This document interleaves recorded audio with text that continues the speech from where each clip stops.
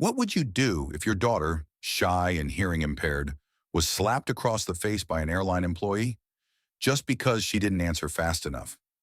This isn't a movie. This isn't a staged clip made for views. This is a true story, one that happened at one of the busiest airports in America. And the victim was a 20-year-old girl who once dreamed of becoming a writer, but nearly lost all faith in the world after a single slap in front of a crowd. As for the mother, she wasn't just anyone. She was Rosa Monroe, the founder and CEO of Skylinks Air, a multi-billion-dollar airline. But that day, she didn't fly private. No announcement, no assistant, no VIP badge, just a regular economy ticket, and one decision. I want my daughter to understand what it feels like to be an ordinary passenger. She didn't expect that decision. Would send the entire airport into chaos. One employee was fired. One family nearly broke apart. And a national movement for the rights of the hearing impaired was born, out of tear and pride. A distant announcement echoed through the waiting area, signaling that Flight 1449 to Chicago was about to begin boarding. But to Ariel Monroe, those sounds did not exist. She experienced the world through vibrations, light, and body language. At 20 years old, a young black woman born with congenital hearing loss, Ariel lived in a world of quietude. But that didn't make her timid or withdrawn.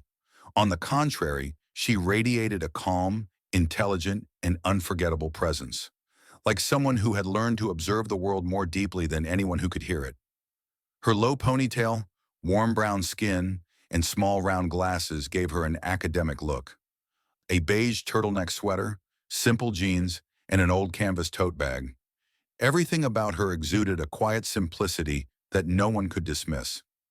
Ariel sat at Gate B12 of Phoenix Sky Harbor International Airport, a bustling, gleaming, but cold space. She was texting her cousin in Atlanta, while her mother, Rosa Monroe, sat across from her, pretending to read a newspaper, but glancing at Ariel now and then with the instinctive watchfulness of a seasoned mother. Rosa Monroe was the current CEO of Skylinks Air, one of the fastest-growing private airlines in the U.S. over the past 3 years.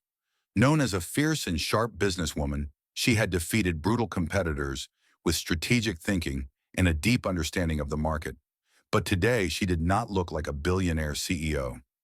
Rosa wore a dark gray sweater, black cotton pants, and loafers, like any other mother taking her daughter on a trip.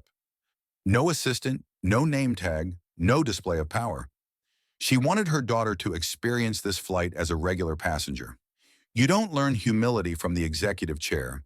You learn it in line, when you have to give up your seat, when service is slow, and you still keep your composure, she said that morning while making tea. Ariel had just shrugged and smiled, but she fully understood what her mother meant. They'd traveled many times before, but today there would be no first class, no VIP lounge, no car service from the gate. They would board with everyone else, sit in middle seats, eat packaged snacks, and if anything happened, Rosa would only step in if truly necessary. Meanwhile, near the boarding area, an airport staff member in uniform was checking the boarding pass system. Clara Benton, 45 years old, a cold expression, neat blonde bob haircut, and a professional demeanor tinged with judgment. Clara was not easily swayed by emotion. 20 years of airport work had taught her not to trust appearances, but that also made her see people through a lens of suspicion. When her eyes scanned the seats at Gate B12 and landed on Ariel, she couldn't help but make assumptions. A young black girl, dressed simply, no headphones, not speaking. Sitting quietly as if waiting for something. A flood of questions rose in Clara's mind. Something about her triggered a need for control. Ariel kept her eyes on the screen, her gaze lit with amusement. She had just finished texting when Rosa walked over. The two communicated fluently in sign language. Rosa's hands moved with rhythm and grace, like a silent melody. "Are you okay?" Rosa signed. Ariel nodded. "Jaden said we shouldn't have flown to Phoenix. He said Miami was better," she replied. Rosa smiled. "Next time, maybe." The moment passed peacefully. Two women, one generation, one bloodline, communicating in a language outsiders couldn't understand but warmer than any spoken word.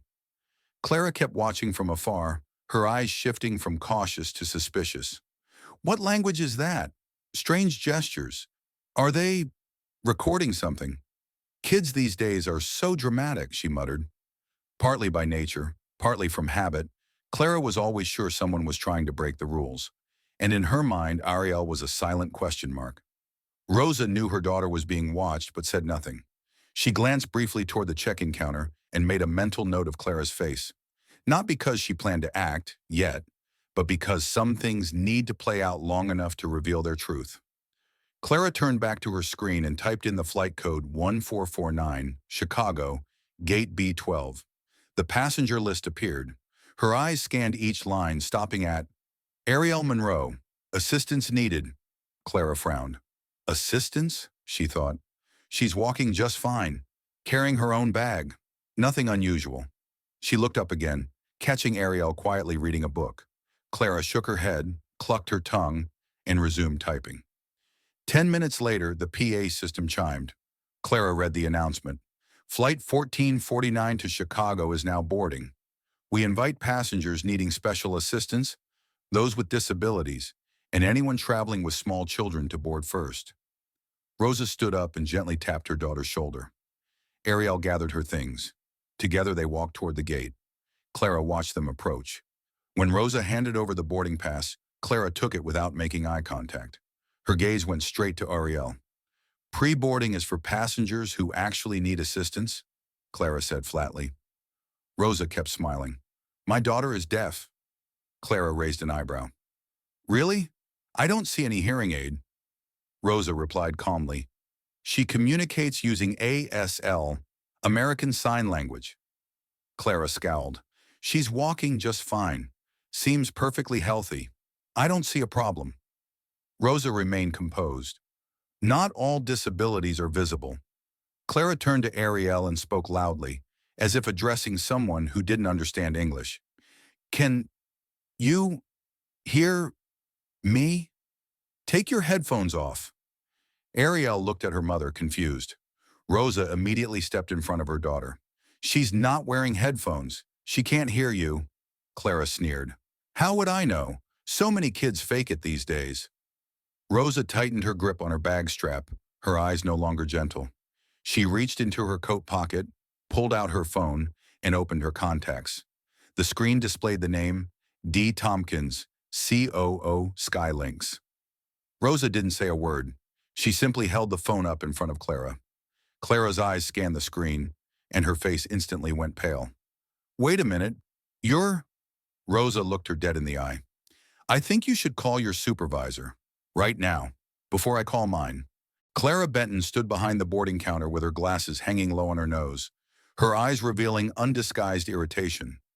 In her 17 years working at Sky Harbor, she had encountered every type of passenger, from the charming to the difficult, from entitled first-class regulars to those who acted more special than necessary.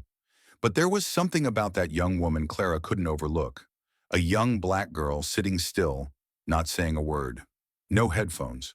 Not responding to her mother. No interaction with the world around her. Just sitting there, as if nothing concerned her. And to Clara, that came across as defiance. She still remembered the scene earlier. The older woman handed over the tickets and said her daughter was deaf, but the girl didn't look disabled. No hearing aids, no visible special assistance. Walking normally, wearing glasses, holding a phone. If no one had told her, Clara would never have guessed she was hearing impaired. In fact, even now after being told, Clara remained skeptical. Everything about Ariel, the way she sat alone, not looking at her mother, not responding when called, not nodding or signaling anything, made Clara construct a scenario in her mind. A rebellious child, disrespectful to her parent, sulking for attention. She had seen plenty of girls like that. Young women who dressed modestly in a performative way, looking smart but carrying themselves with an air of arrogance. Ever since childhood, Clara had disliked those who pretended to be nice, and it was precisely Ariel's silence that felt like a challenge. Clara hadn't heard a single word from her, but somehow she felt belittled by that very silence. It was too quiet, too composed, too other. Clara glanced around. The airport was growing busier. Early afternoon flights were beginning to board. She saw Rosa standing near the pre-boarding area with her daughter, still patiently signing, while Ariel nodded or shook her head. That was when Clara's thought solidified. This girl doesn't need pre-boarding. She's performing, just to get ahead, and the mother's overprotective. There was no evidence for this, but in Clara's mind it felt oddly justified. She looked at the clock. 1:42 p.m.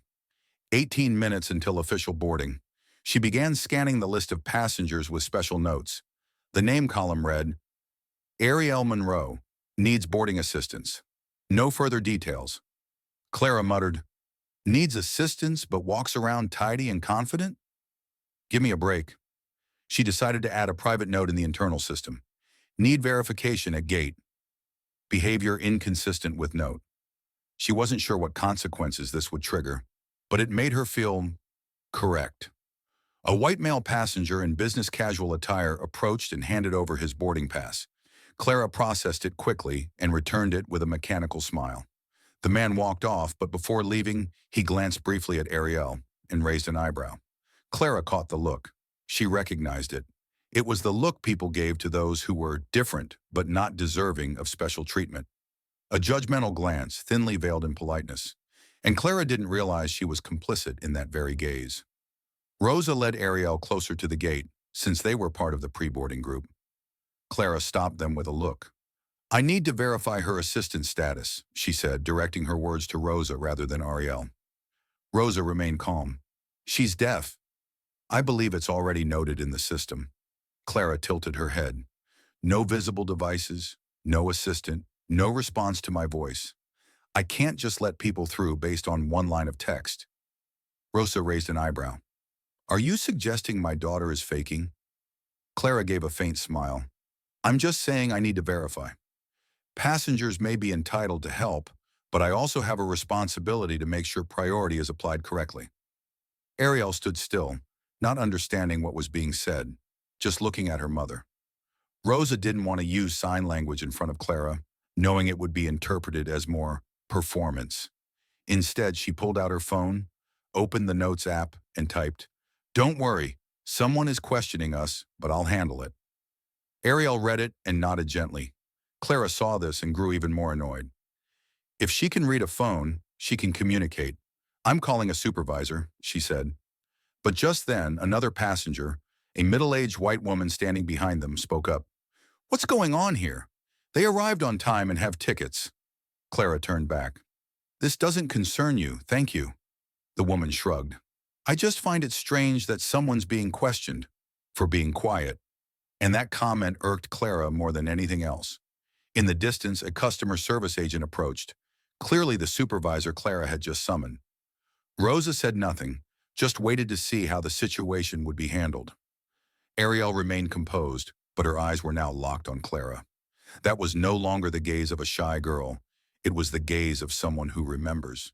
When the clock on the check-in counter struck 1:54 p.m., pre-boarding passengers were called to the waiting area. Rosa led Ariel to the front of the line as indicated on their ticket, holding the boarding pass and personal ID in hand. Clara saw them from afar and walked toward them with quicker steps than usual, as if something needed to be handled. When Rosa extended the ticket and smiled, Clara didn't return the gesture. The girl with me is Ariel Monroe, Rosa said, her voice calm, clear, and intentionally friendly. She is profoundly deaf. I've already declared it in her file.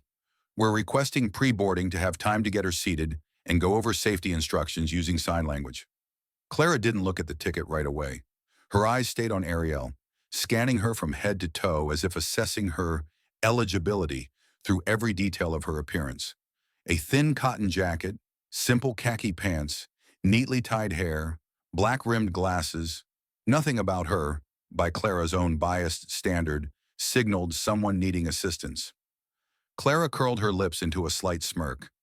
She doesn't exactly look like someone who needs help. Rosa kept her voice steady. She can't hear anything. Not the plane, not emergency announcements. I need to make sure she's settled before general boarding begins. Clara nodded slowly, clearly insincerely. So you believe she should board before passengers with physical disabilities or families with small children? Rosa replied, I'm simply following airline and FAA policy. I'm not asking for special treatment. Clara waved her hand as if to end the discussion, then turned to Ariel. Miss, I'm asking you, do you need pre-boarding? Ariel looked at her without responding. Clara frowned. I'm asking you a question. Rosa quickly interjected. She can't hear you. She's profoundly deaf. You need to speak through me or use an alternative method. Clara sneered. You know, I've seen a lot of people come up with reasons to get early boarding. Everyone has something different nowadays. But I also have a duty to ensure fairness for the others waiting. Rosa suppressed a sigh. Are you saying I'm lying? Clara didn't answer. Instead, she took Ariel's ticket and inspected it carefully, as if searching for a mistake. She then tapped a few keys on the computer behind the counter, suspicion etched clearly on her face. A message popped up on the screen. Assistance requested, deaf passenger, boarding priority authorized. But Clara still shook her head, visibly unconvinced. She looked back at Ariel. I'll need confirmation from a supervisor. Rosa stood silent, her body tense. Not from fear, but from the sheer insult that had just unfolded in broad daylight. Ariel, on the other hand, kept the same quiet expression, no reaction, no confusion, unaware she was being scrutinized like a fraud. Clara tilted her head and raised her voice, as if Ariel might suddenly hear if the volume were higher. Can you hear me? I'm asking, do you really need pre-boarding? Rosa stepped forward, gently shielding her daughter. As I've said, my daughter cannot hear your voice. She isn't ignoring you. Her lack of response isn't rudeness or arrogance. It's because she can't hear. Clara took a half step back, as if pushed by some invisible force, yet she remained stubborn. If she can't respond to staff in an emergency, then I need to make sure she won't disrupt the boarding process. A suited passenger nearby glanced over, clearly having overheard. He raised an eyebrow, stepped forward politely, and interjected. I don't think she needs to answer. The mother explained it clearly. If the system already approved pre-boarding, why the extra questioning? Clara turned toward him. I'm sorry, this is an internal matter. I just want to verify so there are no complaints later. Rosa responded quietly but firmly. I am Ariel's legal guardian. All communication should go through me. If you require medical documentation or verification, I can provide it. Clara looked at the clock. Boarding was set to begin in 7 minutes. A supervisor in a black vest was approaching. Clara gestured to him with her hand. The atmosphere grew tense. A few people in line began whispering. Ariel remained silent, watching, but something inside her seemed to stir. She didn't fully understand everything unfolding, but her mother's expression, the tension in the air, and the way that woman kept staring at her, all told her something was very wrong. Clara turned to the supervisor and said something, then pointed at Ariel. The supervisor glanced at Rosa. Ma'am, I've been informed your daughter requested boarding assistance? Rosa nodded. She's been deaf since age 2. I'm her primary support. The ticket was booked with a note and confirmed earlier by customer service. The supervisor nodded. Then it's fine. Please board as indicated on the ticket. I'll make a note of it. Clara stood beside him, her face stiff, but she said nothing more. Rosa turned to her daughter and signed, It's okay now. I'm here. No one can harm you. Ariel nodded, taking her mother's hand. The two walked toward the boarding area, leaving Clara behind, still standing there, her eyes seemingly trying to control the entire room. A young staff member beside Clara, having witnessed it all, leaned over and asked softly, Was there a problem with that passenger? Clara responded curtly, No, just making sure everything's transparent. But deep inside, she knew she had just lost a battle against someone who hadn't said a single word.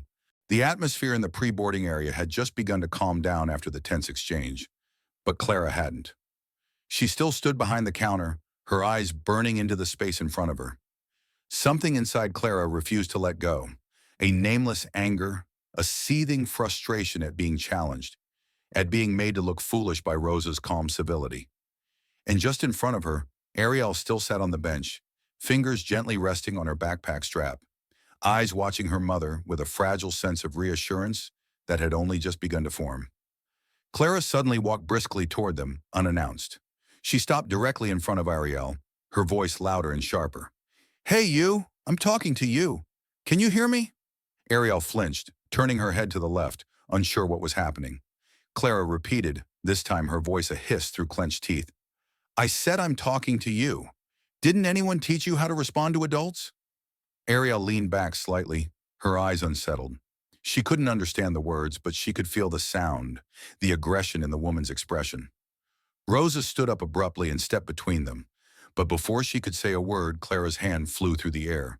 The slap landed on Ariel's left cheek with a sharp, hollow sound. It wasn't especially forceful, but it was loud enough to stun the entire boarding area. A horrifying silence spread out for a few seconds. Rolling suitcases stopped. A child stopped chewing their snack. A man who had just pulled out his phone to call his wife froze mid-motion. Rosa stood still as if time had frozen. Ariel's glasses were askew, her hand clinging to the seat, eyes wide open, half in pain, half in paralyzed confusion. She had no idea what had just happened. She hadn't heard a thing. She only saw her mother frozen and the woman in front of her, still speaking, lips moving, face red with rage. Rosa finally reacted after a heartbeat. She rushed forward, pulled Ariel close, and turned to Clara. Her voice cracked from somewhere deep. What did you just do? Did you just slap my daughter? Clara, still red with anger, replied, She provoked me. She deliberately ignored me. She disrespected me. Rosa could hardly breathe. You just assaulted a deaf person. Do you understand what that means? Well, Clara said, I have a right to maintain order. She wasn't cooperating. I can't allow someone like that on a plane. By now, several people had pulled out their phones. At least 3 were recording everything. A young woman in a gray hoodie had already captured the first 47 seconds. A white man sitting on the left had started calling the airline complaint line. Another airport staffer came rushing over, panting. What's going on? I got an emergency alert from Zone B. Rosa held her daughter tightly, turned to Clara and said, This woman just hit my daughter. My daughter is deaf. She couldn't hear her, and she thought she was pretending, so she slapped her. The staffer looked at Ariel. Her cheek was still bright red. The girl had gone quiet, clinging to her mother's hand like someone drowning, grabbing for a final lifeline. The staff member turned to Clara and said, lowering their voice, Clara, I think you should step back. I'll handle it from here. Clara held her chin high. I did nothing wrong. She challenged me in front of everyone. I won't be disrespected like that. The staffer took a steady breath. You just hit a passenger. That's an action we don't allow. Ariel began to tremble slightly. Rosa, noticing, pulled out her phone and opened the Deaf Connect app, a communication tool for the hearing impaired. She quickly typed, You did nothing wrong. That woman hit you, but people recorded it. Someone is helping me call the police. Ariel read the message, then turned to her mother, lips pressed tightly together. Tears began to fall, but she made no sound, just salty drops, quietly running down her face, mixing with the red, stinging mark left by a slap so senseless, so cruel. A middle-aged woman in a black suit with a name tag that read, Supervisor Denise C., arrived quickly. She asked directly, Who was assaulted? Rosa stepped forward. My daughter, slapped in front of me. No warning, no valid reason. Clara tried to cut in. I was just trying to follow procedure. Denise's voice turned cold. There's no procedure that involves slapping a passenger, Clara. Clara started to say more but was cut off. Please leave this area, immediately. Clara stood frozen. Her face turned purple with rage. Denise raised her voice, making sure those filming could hear. This is a direct order. Any resistance will be dealt with according to the disciplinary policies of the airport and airline. 2 security guards appeared behind Denise. Clara finally stepped back, saying nothing more, her eyes still filled with venom, as if she wanted to devour Ariel whole. At that moment, a passenger called out, I recorded from the beginning. I can send the footage if needed for evidence. Denise nodded. Thank you, sir. Please wait outside. We'll reach out if necessary. Rosa led her daughter to a separate seat. Ariel began to shake more noticeably, not from pain, but from psychological shock. She had never been slapped in public before. She had never been treated as a problem. And now she knew, even without hearing the cruel words, she could feel how the world's eyes had turned her into a main character. Not because of talent, not because of action, but because she had been humiliated. In a distant corner of the airport, a woman ended a phone call. She spoke into her Bluetooth earpiece. Send me the full incident report. As for the staff member named Clara, suspend her indefinitely. No need to wait for upper-level approval. I'll handle the rest. That woman was the regional vice president of Skylinks Air. She had also studied with Rosa at Stanford, and now she was watching everything unfold through the internal security cameras. A major decision had just been made, and the storm was only beginning. Rosa sat quietly beside Ariel in the special guest room, a space the airline used for emergencies or to serve VIP passengers. The room was small, with soft, cream-colored walls and gentle lighting, calm in appearance, but unable to muffle the pounding rhythm in Rosa's chest. Her hand rested on her daughter's shoulder, still trembling slightly. She couldn't believe it, couldn't explain it, couldn't let it go. In 30 years of running Skylinks Air, she had faced cutthroat competitors, market collapses, relentless press. But she had never felt as helpless as she did watching someone slap her daughter across the face. Not for any fault, but for a blind and foolish prejudice. Ariel still said nothing. She didn't need to. Her eyes were half closed, both hands gripping her small canvas bag tightly. Rosa bent down, opened the communication app, about to type something to comfort her daughter, then stopped. Her fingers froze. There was something else she needed to do. Something she should have done the moment Clara crossed the line. She opened her contacts, scrolled quickly to a name marked with a unique symbol. She tapped. Henry? Her voice was low but hard as steel. The voice on the other end answered immediately. I'm here. Rosa didn't waste time. Clara Benton, Gate B-17, Phoenix Sky Harbor. She just slapped Ariel in the face. Silence for a second. Then Henry replied, I'm opening the dashboard now. There's a camera in the special lounge. I see you both. Is Ariel okay? Rosa exhaled. Physically, yes. Beyond that, I don't know. Henry paused again. I'll take care of it. But Rosa, how far do you want to take this? Rosa looked up at the one-way glass, knowing someone was watching. I don't need Clara fired just to feel vindicated.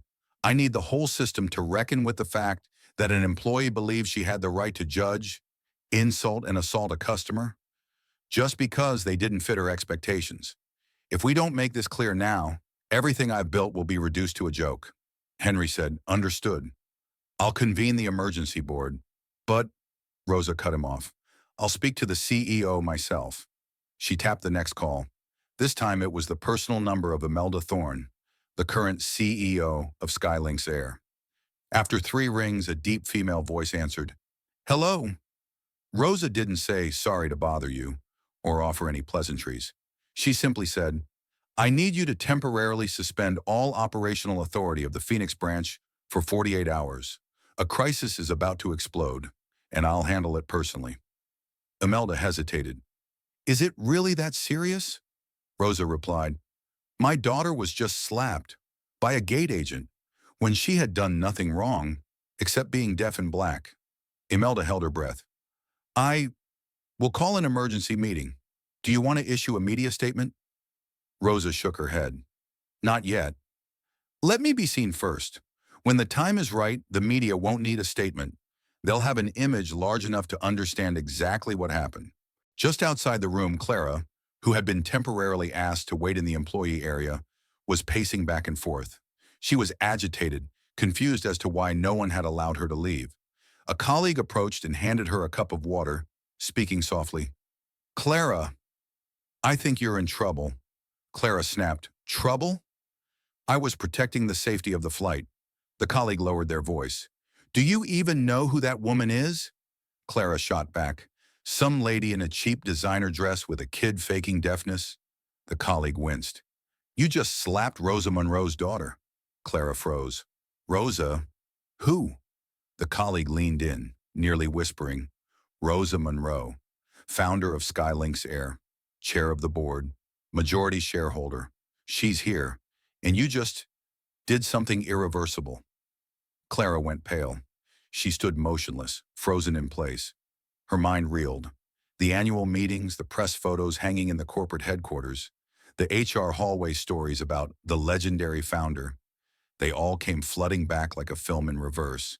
She had heard the name Rosa. She had even seen the photos. But who would have thought that woman would show up dressed plainly, without makeup, flying economy with a daughter who looked like a community college student? Clara suddenly felt like the air in her lungs had turned to cement. "No way," she whispered. But in her heart she knew this was not a misunderstanding. This was real. At that same moment, in the room next door, Rosa stood up and gently adjusted her collar. She turned to Ariel and typed quickly on her phone. "You don't have to do anything. I'm going to show the world exactly who was wrong and why you deserve an apology from all of humanity." Ariel looked at her mother, eyes still red, but a faint spark returned, a flicker of trust. No matter how cold the world was outside, her mother was still the one person who would never leave her side. Rosa stepped out of the room just as three senior managers from the airport office approached. One was the head of operations. The other two were from internal communications and security compliance. All of them gave a slight bow when they saw her. The man in the center spoke. "We've received the alert from the chairman's office." Rosa nodded. "Good. I want to speak to Clara one last time before we hold the internal press briefing." The manager responded, "We'll bring her in immediately." And so, just 14 minutes after the slap, a series of quiet shifts were already unfolding behind the scenes. Clara was no longer a gate agent, no longer someone with authority over boarding, no longer the one who decided who was qualified to board a plane. The roles had just reversed, and the real game was only beginning. The atmosphere in the standard waiting area near gate B-17 had completely changed. The passengers who had once stayed silent, who had looked away thinking it was just a personal misunderstanding, were no longer on the sidelines. An elderly man in an Arizona Cardinals jacket was live streaming on Facebook, repeating, "That girl didn't do anything. I was sitting right there. She didn't talk, didn't respond, but she didn't deserve that." A student with purple-dyed hair, holding up her phone, kept zooming in on Clara sitting awkwardly in the employee area, whispering to over 3,000 live viewers, "You guys, she's about to get fired, I swear. I've never seen this many executives show up all at once." And among the murmurs, a woman stood up, straightened her coat, and stepped forward like a quiet wave. Rosa Monroe. She didn't need to raise her voice, didn't need to shout, but her eyes at that moment, sharp and deep like a blade slicing through Clara's hollow pride, were enough to silence the entire area. Clara was trembling. Every cell in her body knew one thing. This was no longer in her control. The woman she had once dismissed as some phony lady was now standing before her, not as a passenger, but as a symbol reclaiming justice. Gerald Price, the airport's head of operations, stood beside Rosa, face tense like a drawn wire. He held a printed folder. Inside were internal documents, Rosa's preliminary complaint, stills from CCTV footage, and Clara's temporary incident report. When Rosa looked at him, she didn't need to say a word. Gerald gave a small nod, a nod of agreement for what was about to happen. Rosa stepped forward, standing precisely in the center of the pre-boarding zone, where Clara had stood hours earlier, shouting into her daughter's face. She looked around. More than 50 passengers were watching. Some had lifted their phones. She didn't avoid their gaze. She didn't fear the cameras. This wasn't personal. This was systemic. She spoke each word clearly, slowly, and with finality. "I am Rosa Monroe, founding chairwoman of Skylinks Air. The woman Clara Benton slapped was my daughter, Ariel Monroe. And I stand here today to affirm that Clara's actions do not reflect any value Skylinks has ever built upon. No one, whether flying economy or first class, whether deaf or able-bodied, deserves to be assaulted just because they don't match an employee's ideal image." The air went still, as if all the oxygen had been sucked out. The Arizona man blurted out, "Holy shit!" Another passenger whispered, "She's the founder? The actual founder?" Rosa raised her hand slightly, gesturing to Gerald. He stepped forward and handed her the official document. Rosa didn't read it. She looked directly at Clara. "Ms. Clara Benton, I will no longer use the words recommend or request. I declare, as of this moment, you are no longer an employee of Skylinks Air." Clara opened her mouth, but no sound came. Her lips trembled. I didn't mean to." Rosa remained calm. You were trained to serve passengers with special needs.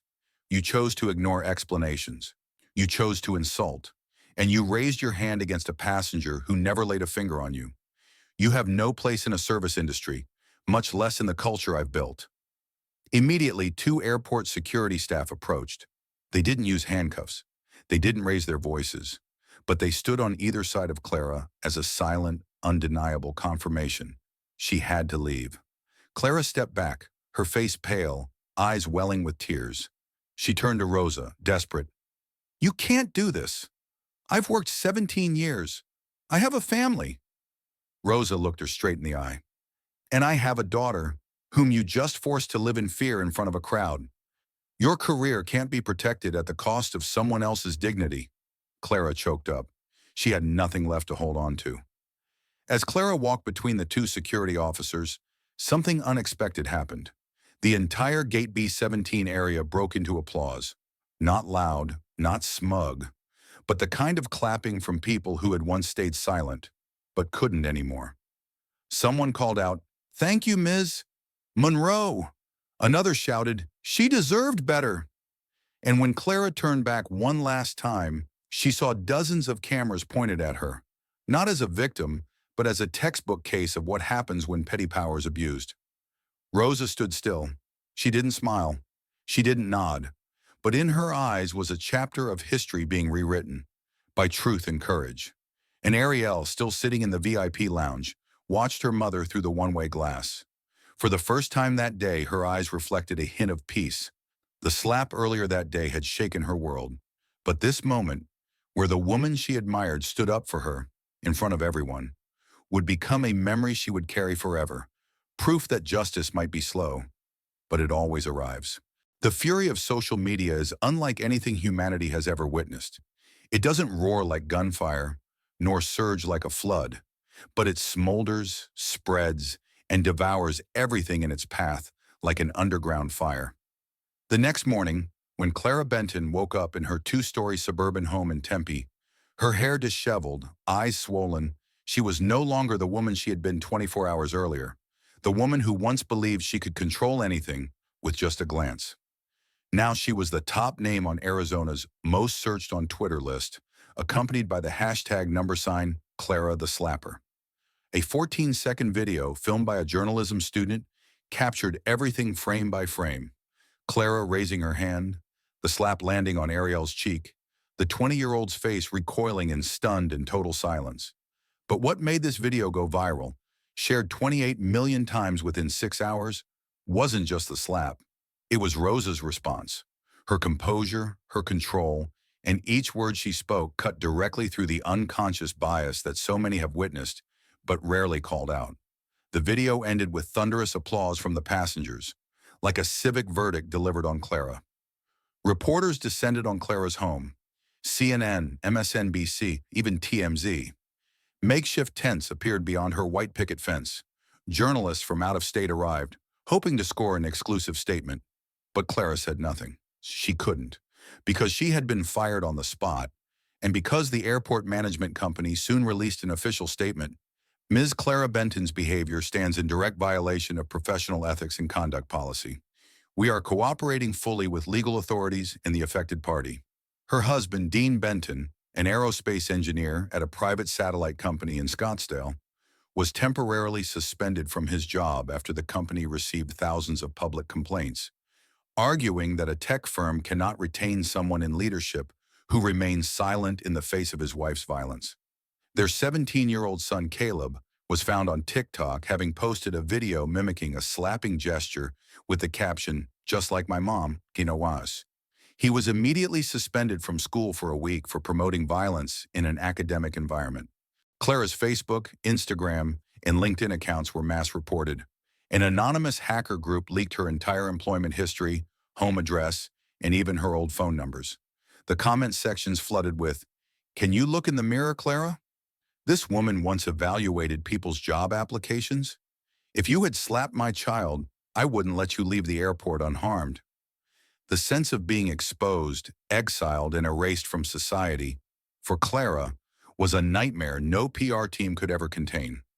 Worse still, The bank sent notice regarding their mortgage loan, as Dean's income loss triggered default concerns. Clara had once believed she belonged to the safe tier of society, where financial instability was other people's problem. But now, with her career, reputation, and family collapsing all at once, she began to understand what it felt like to be one of the people she had once judged, based on their clothes, silence, or perceived weakness. Meanwhile, Rosa did not appear in the media. She didn't go on CNN. She didn't post anything on social media. But she did hire one of California's top civil law firms, Jameson and Hale, to file a lawsuit against Clara for defamation and personal injury, seeking $5 million in damages. In the court filing, Rosa's legal team listed the psychological and social impacts Ariel endured after the public assault. Publicly struck in front of dozens of witnesses, recorded without consent, turned into a trending subject on platforms she has never used, forced to endure a collapse of social trust, all of which were backed by medical evaluations and psychological reports from Ariel's private physician. Rosa did not request a public apology. She did not require Clara to appear at any mediation. All she did was utilize the same legal system that had so often failed people of color to reclaim her daughter's dignity. In a private conversation with her attorney, Rosa said only one sentence: "I don't want money. I want people to understand that silence doesn't mean consent." Jameson nodded, knowing this lawsuit was not about compensation. It was a moral declaration. As the court formally accepted the case, numerous advocacy organizations for the deaf community and racial justice co-signed statements of support. A new campaign emerged, #HearWithoutWords, started by NYU students, to amplify Ariel's story as a symbol of the right to dignity, even in silence. Inside the house, now under foreclosure, Clara turned on the TV and saw Ariel's face on the evening news. The girl's face, once flushed red from that slap, was now framed with phrases like "victim of systemic bias" and "the one who changed the narrative on silence." Clara quietly turned the TV off. She knew no justification she gave now would matter. Monday morning, 8:17 a.m. The phone in attorney Charles Hightower's office, the legal representative for Clara Benton, rang 3 times before falling silent. A minute later, it rang again. This time, he picked up. On the other end was a composed, articulate, professional female voice. Not cold, but deliberate. "Mr. Hightower, this is Samantha Quinn, legal counsel for Mrs. Rosa Monroe. We need to discuss a settlement proposal." Charles furrowed his brow, gripping his Mont Blanc pen tightly, nodding even though no one could see him. The call lasted 17 minutes. Throughout the conversation, Samantha never once mentioned the $5 million figure cited in the lawsuit. There was no talk of reductions, no negotiations over compensation percentages. Instead, she laid out a series of conditions, not for financial restitution, but for a different kind of redemption, one that was public and intentional. "We require that Ms. Clara Benton commit to 24 months of full-time work with the Speak Without Sound initiative, a community outreach program founded by the Rosa Monroe Foundation, focused on promoting respect for the hearing impaired and marginalized groups in public spaces. During this period, Ms. Benton will be paid only the state minimum wage, with no bonuses, no stipends.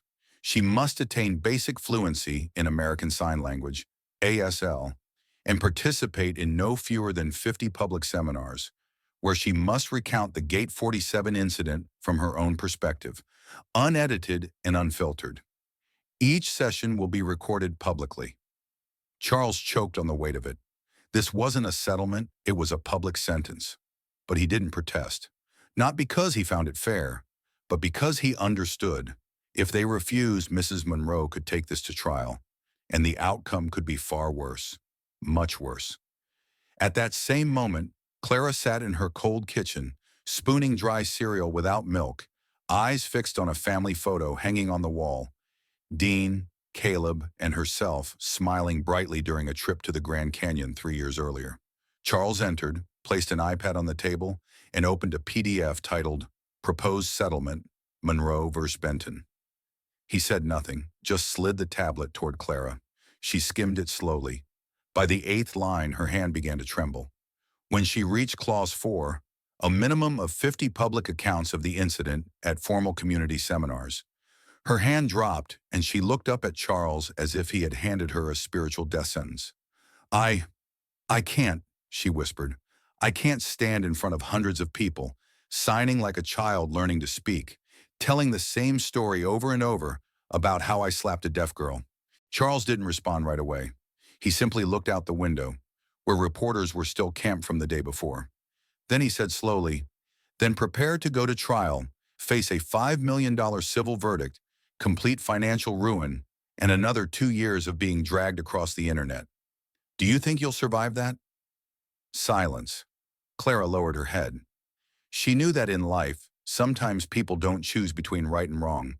They choose between humiliation and permanent disgrace. 3 days later, a press conference was held at the Rosa Monroe Foundation headquarters in San Francisco. Clara Benton, dressed in a simple light gray outfit, hair in a tight bun, no makeup, made her first public appearance since the incident. She was not allowed to read from a script.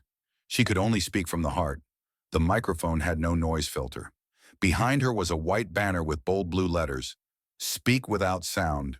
Respect even in silence. I'm Clara Benton, she began. I was a gate agent at Gate 47 of Skylinks Air. On June 21st, I committed an inexcusable act.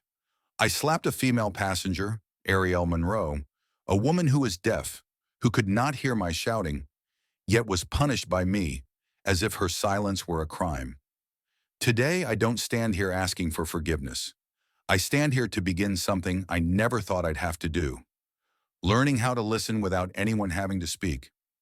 The press conference ended without questions, but the clip of her speech spread like wildfire, not because people felt sorry for Clara, but because they were curious. Could someone who once embodied the harshest forms of prejudice truly change? Over the next 3 weeks, Clara began basic ASL classes at a local center for the hearing impaired.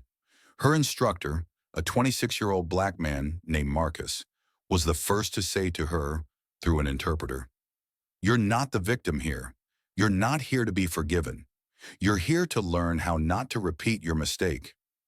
Clara nodded without argument. But that night, she spent 3 straight hours in front of the screen, practicing each sign, repeating them until her hands shook from fatigue. Her first public seminar took place at a public high school in Oakland. 187 students, 12 teachers, 4 local journalists. Clara stood at the podium. No notes, no assistants. She told the story of that day, from the moment she first saw Ariel to the slap that silenced the entire terminal. There were no polished words, only long pauses when she was overcome with emotion, and the quiet stares of students who looked at her like they were reading a chapter from a history book on prejudice. After the talk, a deaf female student came forward and signed slowly, "I don't hate you, but I hope you remember how that day felt. Forever." Clara nodded. For the first time in her life, she didn't respond with words. Rosa did not attend the seminar. She monitored everything from afar, through updates from her campaign team. When an aide asked her, "Do you think she's really doing this sincerely?" Rosa simply replied, "We're not doing this to measure someone's heart. We're doing this to change how society sees silence." Clara Benton never imagined that one day she'd be standing in the middle of an elementary school courtyard, fumbling through hand signs and being corrected by an 8-year-old squinting at her. "Are you saying bread or fire extinguisher?" The whole class burst out laughing. But unlike a year ago, Clara didn't feel so ashamed she wanted to run away. She chuckled, nodded an apology using ASL, and repeated the sign, this time correctly. The child nodded. A brown-skinned girl with curly hair at the front desk smiled. "You're better than yesterday, Teacher Clara." Technically, Clara had never been a teacher. But ever since committing to the Speak Without Sound accountability program, she had become a strange kind of symbol, not of compassion or redemption, but of how public shame could become a patient instructor. Every Monday morning, she attended accelerated ASL classes at a community center in Hayward, a neighborhood made up mostly of Latinx and Black residents. Her classmates were a mix: a deaf veteran from combat trauma, a 5-year-old boy born mute, a Vietnamese woman named Mai learning to communicate with her stroke survivor husband. Clara was the only one in the group who had slapped a deaf person on national livestream. Everyone knew who she was, but no one brought it up. They didn't need to. This time, silence was not a weapon. It was a silent embrace that said, "We know, and we still allow you here." Clara learned to sign like someone learning a foreign language at 50, slow, clumsy, and self-conscious under watchful eyes. But she didn't give up. After 3 months, she could introduce herself, say, "I'm sorry, thank you, I was wrong, and I'm learning to listen." These 4 phrases became her foundation, used over and over during her first 11 public speaking sessions, and became the very tools of her transformation. During her 12th talk, a seminar at the Santa Clara Public Library attended by over 100 people, including 26 deaf individuals, Clara shared something she had never spoken aloud. After the slap, she hadn't been able to sleep for 7 nights. Not out of fear of being fired, but because of the look in Ariel's eyes. No hatred, no resistance, just confusion and loneliness. A gaze she now carried like a spiritual scar. I struck the silence of another human being, and that silence has struck me back every night since. After the talk, a black woman in her 30s with a hearing aid approached her. She didn't speak. She simply took Clara's hand and placed it on her own chest, then signed one word, "Feel." Clara nodded, eyes brimming with tears. It was the first time in her life she truly understood something customer service manuals would never teach. No one needs you to understand them if you're unwilling to feel them. A week later, Clara officially became a guest instructor for the Community Access class at Deafbridge, a training program for frontline workers learning to interact with the hearing impaired. Her role was to share her personal journey as a live case study in what not to do.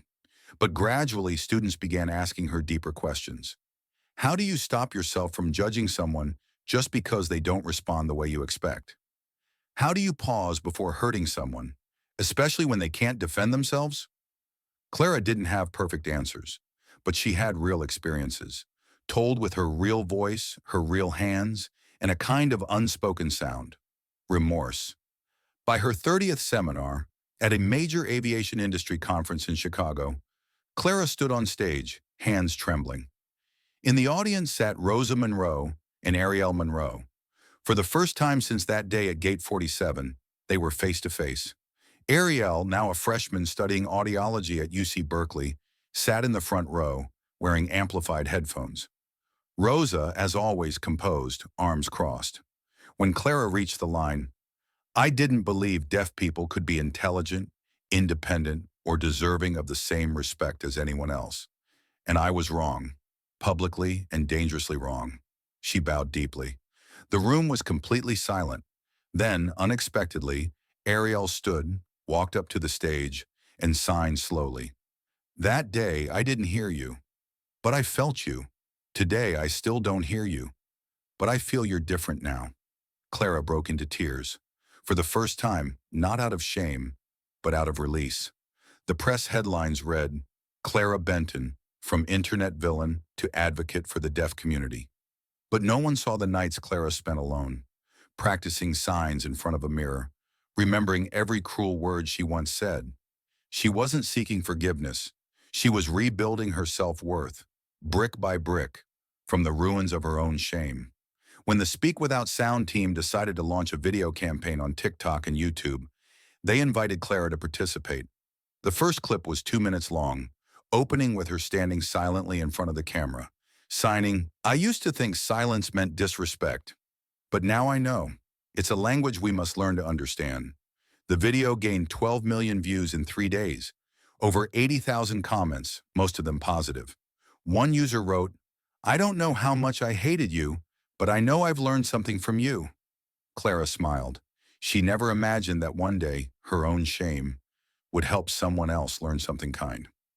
In the 8th month of her journey, Clara was invited to speak at TEDx San Diego under the theme, "Listening Beyond Sound." In 14 minutes, no slideshow, no supporting video, she recounted her journey learning sign language, facing public hatred, and transforming herself from a digital monster into a storyteller for the very community she had once offended. On stage, she delivered a line that made the entire room go silent. "I didn't come here to show you I've changed. I came here to show you that you could be me. If you ever stop listening and start judging just because someone is silent. After her talk, a reporter asked, "Who do you think changed you the most?" Clara answered without hesitation. Not Ariel, not Rosa. It was myself on that day. The version of me who was cruel, ashamed, and arrogant. She's the one who taught me. Shame, too, can be a teacher if you're willing to learn. That year's National Conference on Inclusive Communication and Language Technology, held in Atlanta, featured a theme that resonated deeply. Voices unseen, power unheard. The audience included over 2,000 educators, tech innovators, social activists, deaf individuals, and their families. Hanging from the center of the main hall was a massive banner bearing a striking image. Youthful, composed, with fierce eyes, Ariel Monroe, keynote speaker. 2 years had passed since the fateful slap at Gate 47. Ariel hadn't just healed, she had risen. Graduating with honors from UC Berkeley with a degree in audiology, she had secured a full scholarship to a postgraduate program at MIT, focusing on developing emotional translation devices for the deaf. But beyond her academic achievements, she had become the face of Listen Without Volume, a movement she co-founded with her mother, promoting respect for the deaf in modern life. At this conference, Ariel would open and close the event. On stage, she wore an ivory white suit, her hair neatly tied back, her face glowing beneath the spotlight. As she stepped up to the podium, hundreds applauded. But when she raised her hand and signed, "Thank you, but let silence speak," the entire hall fell quiet. Ariel did not speak into a microphone. She signed, every word projected in real time onto a large screen behind her, translated automatically. "I cannot change the world through sound, but I can move it with clarity beyond words." The audience nodded. Some wiped away tears. She shared her story, how for years she had been treated as invisible simply because she couldn't reply fast enough. How her silence had been mistaken for rudeness, defiance, or stupidity. How one airline worker, unnamed, had shown her what it meant to be utterly dismissed. And then, without bitterness, she added, "But if that day hadn't happened, I wouldn't be standing here now." The room held its breath. When her speech ended, Ariel stepped down from the stage, walking slowly past the front row. Delegates bowed slightly as she passed, a few waving in admiration. But Ariel's eyes landed only when she reached the far left wing of the hall, where a woman in catering uniform stood quietly, holding a tray of water. A white woman, mid-40s, brown hair tied back, tired eyes but steady. Clara Benton. No one recognized her among the dozens of staff, but Ariel did, immediately. There was no anger, no contempt, just a long, quiet look. Clara bowed slightly. The tray trembled in her hands. Neither spoke, but Ariel slowly raised her hand and signed, "Thank you, because your mistake helped me find my voice." Clara looked at her, eyes glassy. A moment later, she signed back, "And thank you for not using that voice to destroy me." There were no microphones, no press cameras, but over 100 people nearby saw it. Some gasped softly, some recorded the moment on their phones. But Ariel didn't care. She turned and walked on. Clara remained where she was, still holding the tray, not bowing out of shame, but as someone who had come full circle and now bowed out of quiet respect.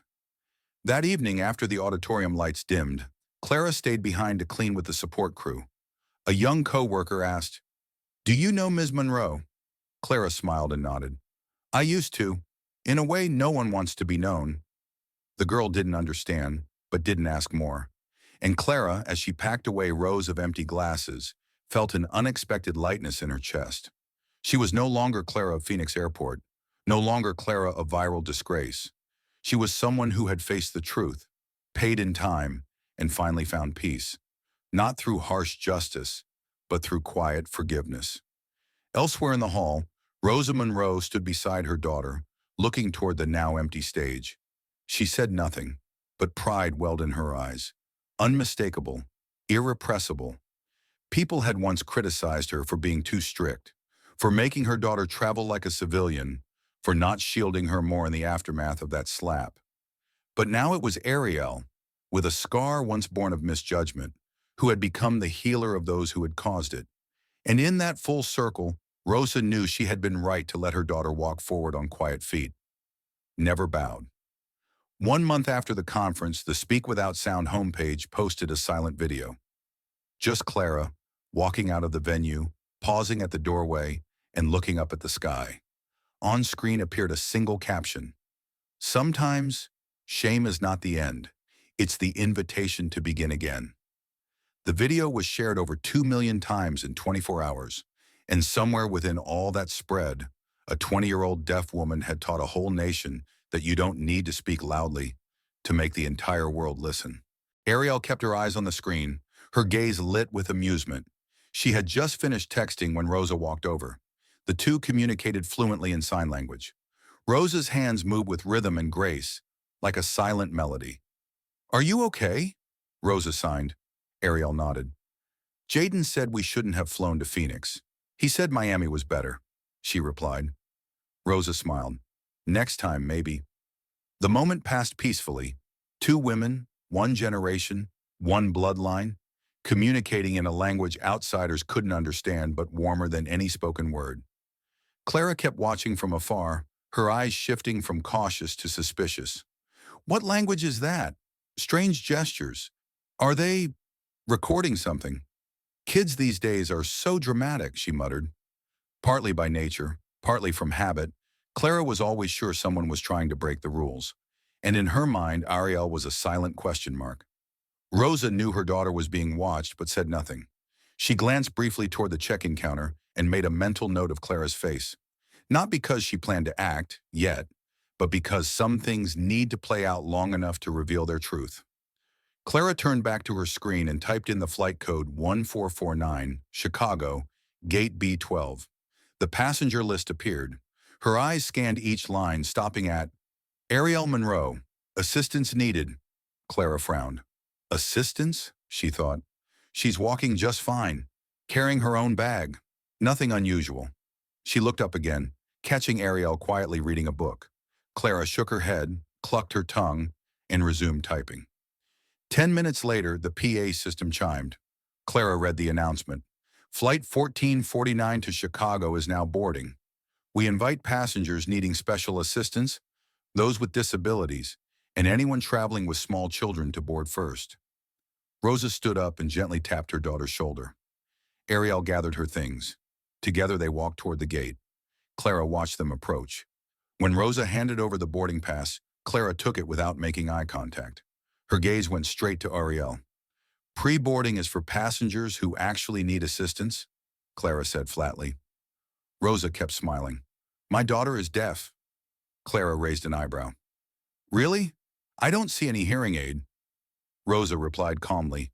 She communicates using ASL, American Sign Language. Clara scowled. She's walking just fine. Seems perfectly healthy. I don't see a problem. Rosa remained composed. Not all disabilities are visible. Clara turned to Ariel and spoke loudly, as if addressing someone who didn't understand English. Can you hear me? Take your headphones off. Ariel looked at her mother, confused. Rosa immediately stepped in front of her daughter. She's not wearing headphones. She can't hear you. Clara sneered. How would I know? So many kids fake it these days. Rosa tightened her grip on her bag strap, her eyes no longer gentle. She reached into her coat pocket, pulled out her phone, and opened her contacts. The screen displayed the name D. Tompkins, COO Skylinks. Rosa didn't say a word. She simply held the phone up in front of Clara. Clara's eyes scanned the screen, and her face instantly went pale. Wait a minute. You're... Rosa looked her dead in the eye. I think you should call your supervisor. Right now, before I call mine.